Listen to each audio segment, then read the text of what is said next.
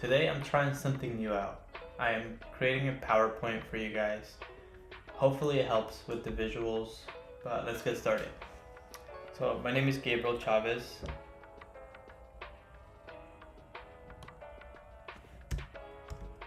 Sorry.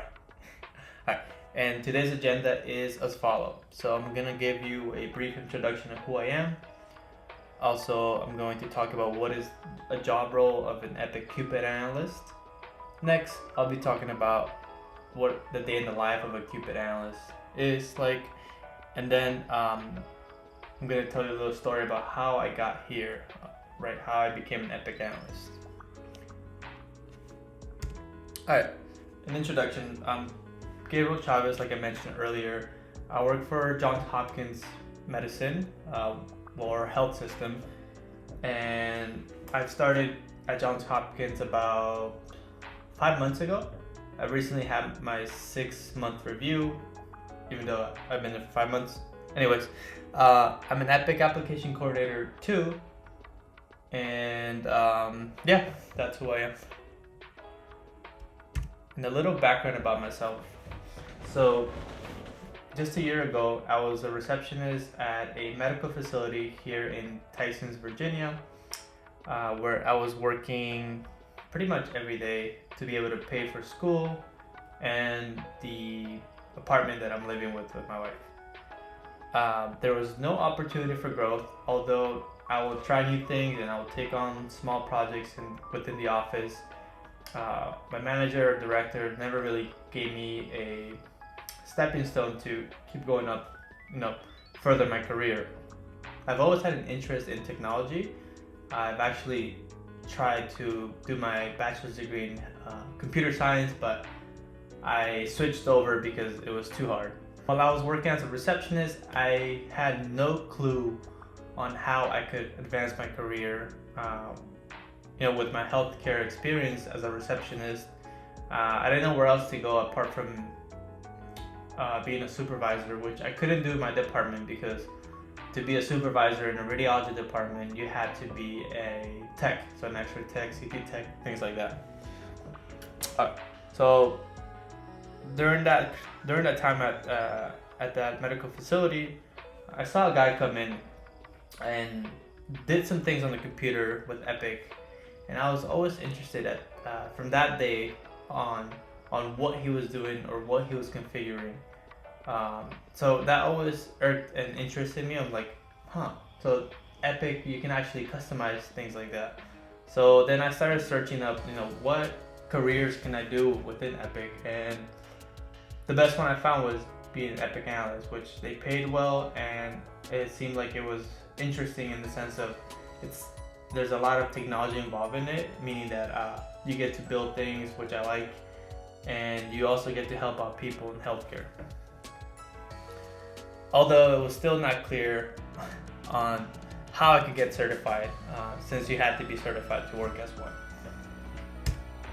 Alright, so what is the job role of an Epic Cupid analyst? So what do we do? That's a big question here. So an Epic Cupid analyst coordinates clinical process redesigns. We system build, system test, and we do implementations of the Epic EHR Cardiology module. So Cupid just specifies in cardiology. And this is pretty much what we do on a day-to-day. We analyze, we plan, we design, we test, and we launch. So we whatever we build, we put it out to the public, to doctors, nurses, techs, in this case, cardiology techs. So I did not have a background in cardiology, but most of the times when you see jobs for Epic, they tend to combine Cupid and Radiant together. So the postings are always like for both, and that's the reason why I became certified in Cupid. So a day in the life. Day in the life, I split it into 3 sections: the non-technical, technical, and collaboration. So for non-technical, we pretty much do what any administrative role does, just reply to emails, If people have questions, we just reply to them. We also have to ask the right questions. If you want to be a great Radiant or Cupid analyst, you have to ask the right questions. That's something that has been ingrained into me since it helps you build the best configuration for Epic.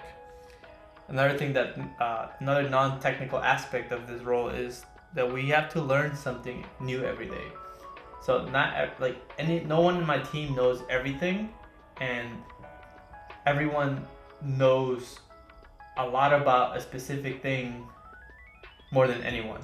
So in my team, in my group, we have people that were nurses previously, and they're before becoming Epic certified. We have people that were X-ray techs before, so they know the workflow for X-rays. We had people that had no actual clinical experience, so they were, I believe he was a software developer, and he didn't even go to school. He just, loved programming, and he applied for this role and he got it. I think it was 20 years ago. He's been in the company for a long time. And we also have people that, came from background like me as a receptionist. And we have people that came as an MA, which is not even a nurse, it's just a medical assistant. So just because you're not in radiology or cardiology, like working as a tech or working as a vascular tech or a radiology tech, doesn't mean you can't get these roles, right? It's all about how you present yourself in your interview, and also how willing you are to learn new things. Meaning that you go out of your way to take certifications that you're not even required to take. For example, I took a Google Data Analytics certification. It was not required in the job role, right? But I still knew that I needed to know how databases worked, and I needed to know how to analyze data pretty much, because we live in the world of data, and healthcare is just a massive amount of data. So I knew that was an important skill to learn. So I took that certificate and I passed it. Okay. So now on the technical side, what we do is we analyze the complexity of a project. So we looking at we work with tickets. If you see my last video on the Radiant, the life of the Radiant analyst, which goes more into detail of the kind of tickets that we get. So, and I didn't want to do that again because it's very similar. So I just decided to do it this way. So okay, back to what I was saying. We get tickets to complete. That's how we get a request for project. First thing to do is we have to analyze these tickets. We have to make sure that we have all the right information. If we don't, then we ask for more information. We have to make sure that it's a thing that cardiology does, or Cupid, and it's not something that ambulatory or a clin doc team does. So that's one of the things we have to figure out. So that's if it goes through our lead and our lead misses that. So then we're like the second wall before we take on these tickets, assign it to ourselves, and it just weighs on the queue. So that's the first thing we got to do. What we also do is we build projects, right? So once we get our tickets, then based on that information, then we build what the end user wants us to, what the end user is requesting. What we also do is we understand databases. Epic EHR is just a huge database, right? And the specific module, which is Cupid, just focuses on cardiology stuff, right? So there are many different modules in Epic, which I also have a video on, tells you all the modules of Epic. But we have to make sure that whatever we build does not affect another person's module or build, right? Because everyone builds on the same environment, which is a proof of concept environment. So if I'm messing with the record that another person is building, then we can mess things up in production. And when you mess things up here in healthcare, right, it's life or death. So you really have to make sure that you're paying attention to whatever you build. So what we also do is we collaborate with people. Like I mentioned, we work with other teams. Like if we don't understand whether a record would affect the other team's record, then we ask them. We reach out to them via Teams. We can email them, and we just verify that whatever we build is not going to mess things up for them. And we also help new hires, right? So I was new to Johns Hopkins, and I had someone to work with, and he helped me with questions I had, right? So honestly, the best tip I can give you if you do get an epic role right initially is if you can't figure something out within a day or two, then ask someone, right? Because time is everything when you're building this out. So if you don't understand something, please ask someone, since I'm sure they already encountered the same issue that you had, and they will be able to help you out, right? So yeah, so that's how I was helped, right? So I was helped by my coworker, and also in my previous role, I was helping new hires. Even though I was new, I grasped everything pretty quickly, and I was able to help out new people. And that's also another reason why I was hired for this organization, right? So, like I mentioned, I went from being a receptionist a year ago to working at Johns Hopkins, which is one of the top medical hospitals in the world. And I believe the main reason that differentiated me from others was understanding understanding and taking this thing seriously, right? So I wanted to understand what each record did and how it could affect others, and I was always careful, right? A lot of new people tend to build something, they put it into production, and it breaks things, right? I wasn't like that, and my coworkers from my previous organization, they saw that, and they trusted me enough to teach new people that I knew what I was talking about. I knew what I was building wasn't going to break things. So that's one of the things that I believe made me stand out when applying to Johns Hopkins. Another thing that we do is we build relationships with business owners and end users.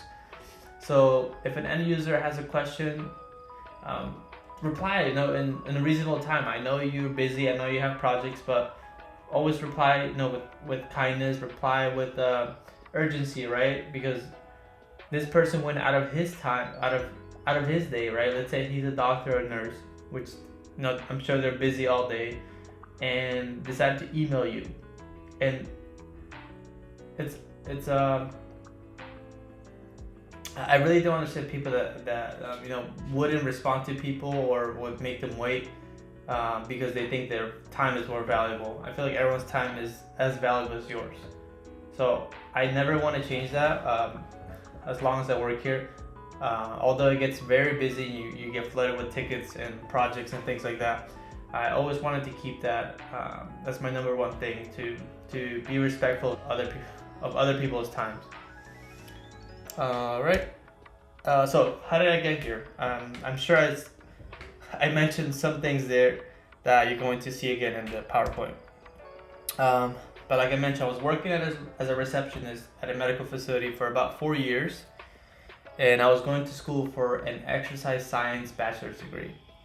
My hope was to become a physical therapist after completing my bachelor's, and so in my senior year, I had an internship at one of these physical therapy clinics, and I was there for about 2 months.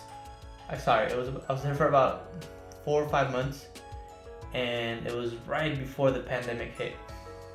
So while working, I just realized that it wasn't for me because I felt like it was a little too slow for me, right? And I understand why it has to be slow, but I just didn't feel like that resonated with me. And also I felt like I couldn't help that many, like I couldn't help the volume of people I wanted to. So I wasn't okay with just helping 50 people a week, right? If you multiply 10 patients times 5 days a week, I wanted to help more people with what I do as a career in my life, and I feel like physical therapy wasn't that for me. So the pandemic hit, and I actually had to stop going to my internship because since we had a lot of elderly people, and I worked at a radiology office, right, in a medical facility, I kept seeing a lot of positive COVID patients, and since they're old, I could have transmitted COVID to them. So I told my my supervisors there at the physical therapy clinic that I could no longer do this internship. So I stopped doing that, and I honestly felt lost. I wasn't sure what step to take next. In college, I had a goal, right? I had a goal that I was going to be a physical therapist, and that just came down, right? I was like, oh, so what now? What do I do now? I can't get a job with the exercise science degree anywhere except being a personal trainer. So what I decided to do was to do more research in how I could become EPIC certified. So that kind of pushed me to doing this, right? Before, while I was doing my internship, I always had that thought in the back of my head. I was like, what if I could be a Cupid analyst, right? And I guess that was the sign that told me to go for it. Try to become an EPIC analyst, although you don't know how to, right? At that time, I didn't know how to become. All I heard was that you had to be certified, and in order to be certified, the healthcare organization had to send you to EPIC in Verona, Wisconsin, to get certified. So the first thing I did was, I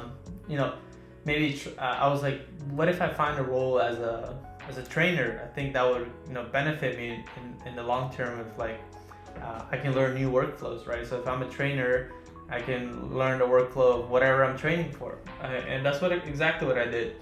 I found a job at George Washington Medical Faculty Associates, which is in DC, and I was a trainer for ambulatory, which is outpatient, Willow, which is their pharmacy module, and Healthy Planet, which is their health population module. So I was training in those 3 modules, and I learned a lot, honestly. I learned, that was the first time I saw the back end of EPIC. I remember asking one of the principal trainers, like, how do you create these test patients? How do you add orders to them?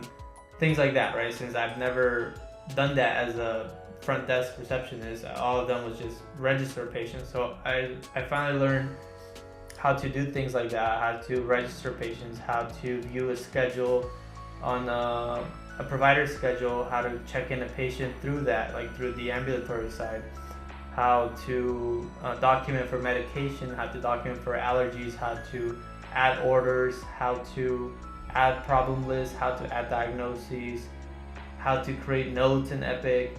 I honestly learned so much from that experience. And it was about 6 months.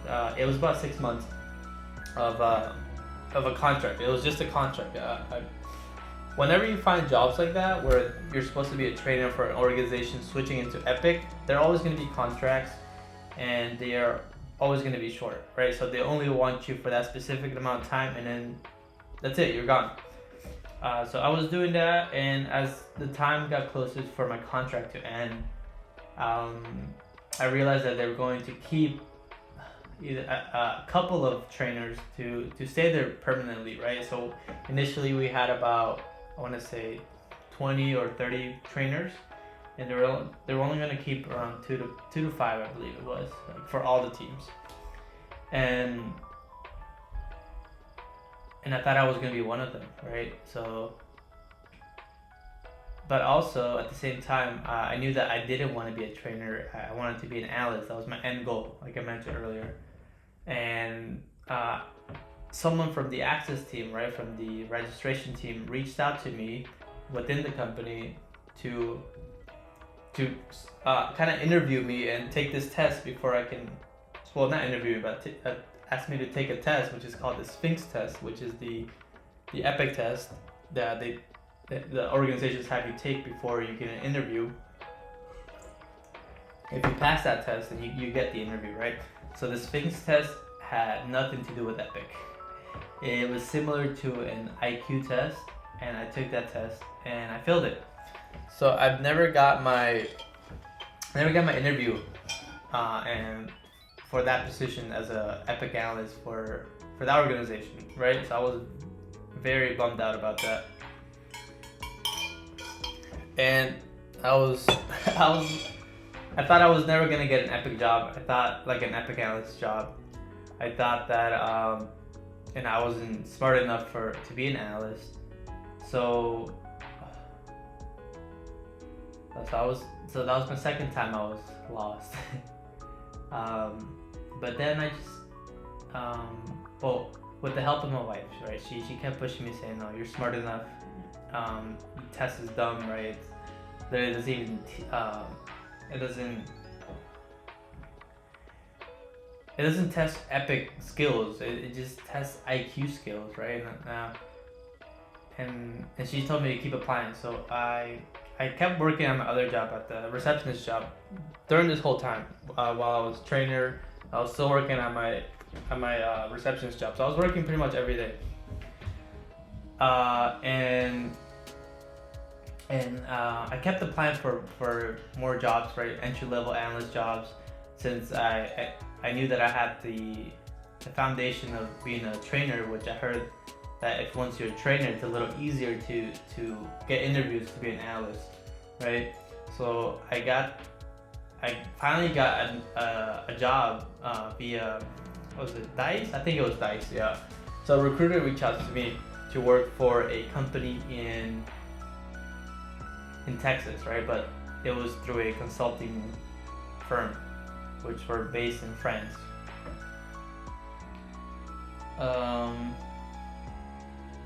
So that consulting company was based in France, and I would work for a healthcare company in Texas. I got that job, and when I saw the pay, I was like, wait, this is literally less than what I'm making at my receptionist job. Like, should I even take this job?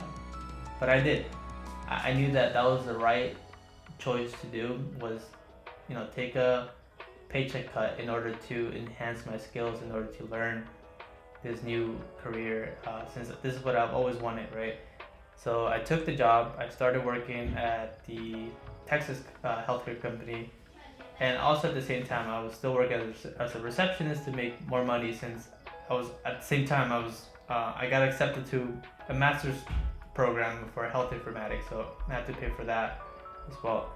So I was working both jobs, and honestly, it was great. It was a great experience initially, since it's the first time I was an Epic analyst. I just didn't like the pay, honestly. It was so low. I felt like I was undervalued there, and just the team there wasn't a team that I wanted to work for like my whole life, right? So after my 6 months there, I started applying for other jobs to see if anyone would hire me. Although with only 6 months of experience as an analyst, I applied for a lot of them. I got a couple of interviews and got rejected for a lot of them. I was very bummed about that. I probably applied for, I don't know, maybe like 10, 15, or about 20 jobs. I got called for interviews for about 3 to 5, I believe, if I remember correctly. And so I didn't get any of those jobs. And then one day I got a call I got an email from a recruiter from Johns Hopkins, since I also applied there and I got denied. And he just asked me like, have you seen this other job posting, right? Because I applied for like a general Epic analyst role, and which was supposed to be a senior role, I believe, or junior or senior role. So I didn't get it, obviously, because I only had 6 months of experience. But this job recruiter, he reached out to me. He told me, there's this posting for a radiant and Cupid Epic Analyst role, which was for junior level, so it's for entry level. And I was like, no way, I oversaw that, because at that time, I just applied for Johns Hopkins. I knew in my head, I was like, I'm not gonna get in, so I just left it. I stopped looking for jobs within Johns Hopkins after applying for that first role, and he redirected me to that job posting, and I applied for it, and from there is history. Yeah, so I got the interview. I met the manager, I met the lead. They're both super cool, and I think I got the job offer a day or two after. Yeah, and this time they were paying me, the market value, which is what I've always wanted, right? Since honestly, if you can't be working for a minimum wage job and doing this analyst job at the same time, since it's not sustainable. People have rent, people go to school, they have to pay for school. So I took the job at Johns Hopkins, and I've been here since September, yeah. But yeah, that was my story. So thank you guys for listening. I'm going to continue posting more videos about Epic analyst related stuff.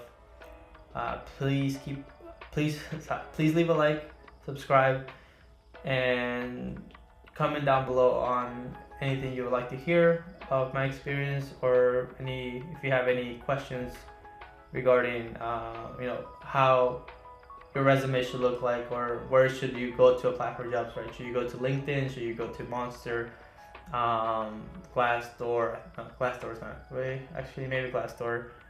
All these job posting sites, which one's the best, right? So honestly, but let me give you a tip. I think the best one is to apply to the actual site itself. So what I would do if I was doing it again is I would search up all of the organizations in my area that are currently using Epic, and I would go to the site and apply and look for Epic analyst roles and apply there, because most of the time those sites or those organizations are looking for entry-level Epic analyst jobs, and those you don't have to be certified, right? So they'll certify you within 6 months. So that'll be my number one tip. But again, thank you guys for watching. Hope you guys have a great day. Bye.